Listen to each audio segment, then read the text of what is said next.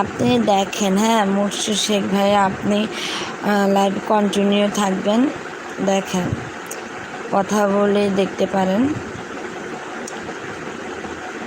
কথা বললে হচ্ছে দেখতে পারেন, আবার হুট করে দেয় পাগল হয়ে যাবেন না। এখানে আমার লাইভে অনেকের সাথে অনেকের রিলেশনও হয়ে গেছিল, এখন বিয়ের সাথে কথা হয়ে গেছে, বুঝছেন কি বলবো।